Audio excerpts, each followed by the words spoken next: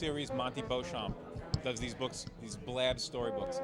Asked me if I would be willing to do one. I said, sure. I like the format, the hardcover, square format. But like, what do I want to do? What do I like drawing the most?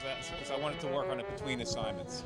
So I said I like drawing old Jews and old comedians. So I combined that, and I came up with old Jewish comedians. So. Political and show business mostly, and then mostly like a lot of political stuff. Yeah, for, especially in a year like this with the election going on, there's a lot of requests for Barack Obama and that kind of stuff. I thought the McCain Popeye drawing was relevant now, so I stuck it back on my website. So it's John McCain as Popeye, and it was drawn 8 years ago because he was sort of the Republican rebel. And that's but I thought it still applied. So I do like mixing like political figures with cartoon imagery. In the current New York Observer, I did the cover of Conan O'Brien posed as Superman, because it's an article about nerds who are all of a sudden bodybuilders. So we decided Conan O'Brien was the right. So he's like heroically like opening up and it's Conan O'Brien's freckled head, so exposing his chest. So, but I do like combining. Like I did a Barack Obama as Charlie Brown and Hillary Clinton as Lucy, like laughing at him. This is when she was sort of doing better than a few months ago, but I like combining that kind of thing.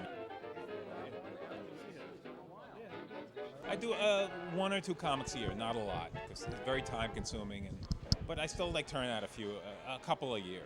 The book I had came out last year, The Fun Never Stops, collects most of the comics I've done over the last decade or so. Before Marvel Comics really took off in a big way, in the early 60s, they had Stan Lee down to one office.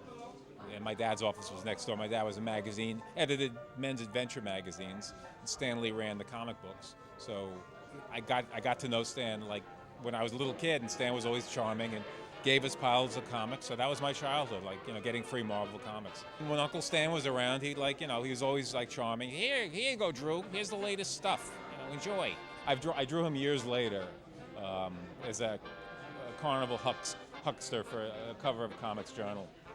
But with affection, I think, Well, the first book sold well, and the publisher asked for a sequel.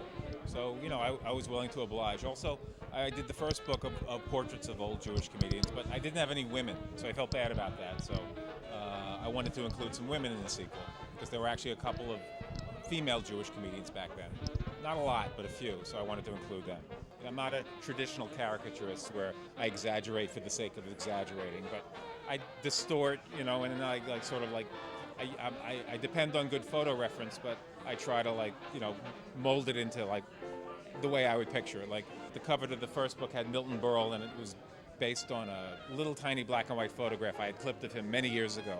Basically him pointing with a big cigar stuck in his mouth and smoke rising, pointing at the reader, and he's, what he's indicating is, you better buy this book.